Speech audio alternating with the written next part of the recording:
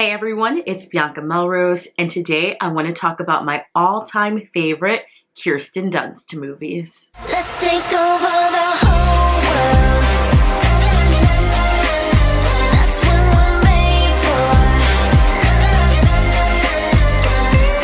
for. Kirsten has always been one of my favorite actresses since I first saw her in the iconic cheerleading movie, Bring It On. She's a fantastic actress who has played various characters throughout her career. These are my top favorite Kirsten Dunst movies. So obviously, Bring It On has to be the first movie on this list. Kirsten played Torrance Shipman, aka the popular cheer captain of her school's cheerleading team, the Toros. In the movie, Torrance faces a huge moral dilemma when, as the newly appointed captain of her championship-winning squad, she finds out that the former captain of said cheer squad was actually stealing the Toros' award-winning cheers from the East Compton Clovers, a black cheer squad from East Compton. This movie really helped to make a profound statement on inequality and the seriousness of cheerleading as a sport. Kirsten's performance in Bring It On is really hilarious with perfect comedic timing. And even though she was on the squad who was definitely in the wrong, and she was a flawed character, Kirsten's performance really had audiences cheering for Torrance as a captain. Next up, I chose The Virgin Suicides, which is also one of my favorite books of all time. Kirsten plays a teenager named Lux, 1/5 of the doomed Libson sisters.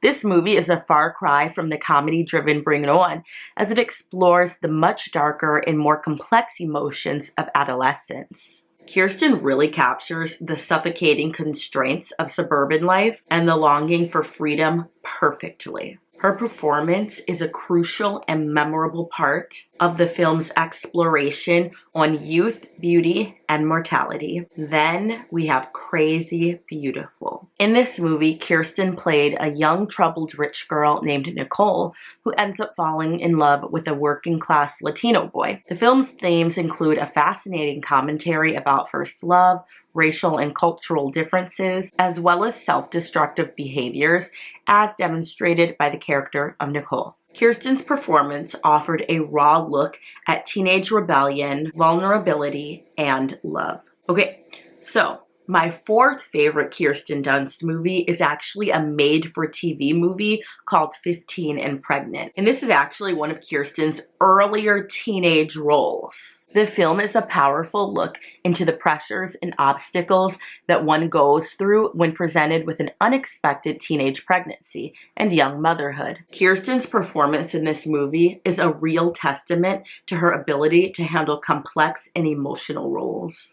My final film on my list of my favorite Kirsten Dunst movies is called All Good Things. This movie was a mystery crime film that was actually inspired by true events. In this movie, Kirsten plays a woman named Katie caught in a tumultuous and ultimately tragic marriage. Katie's husband, David, played by Ryan Gosling, is the wealthy son of a New York real estate tycoon. It isn't long before David becomes abusive towards Katie, and soon he's suspected of a string of murders and is suspected to have something to do with the mysterious disappearance of Katie. Kirsten's ability to convey fear and love in the face of her husband's dark and disturbing secrets really adds an extra element of realness to the film's exploration on love, power, abuse, and corruption. So those are some of my favorite Kirsten Dunst movies. I think that those films are really a wonderful testament to Kirsten's range as an actress. From comedy to tragedy, her characters, even when not the main focus of the film, are always memorable because she brings a unique perspective and empathy to the roles that she plays. Have you seen any of the films that are on my list? What are some of your favorite Kirsten Dunst movies? Let me know in the comments, and don't forget to subscribe to this channel.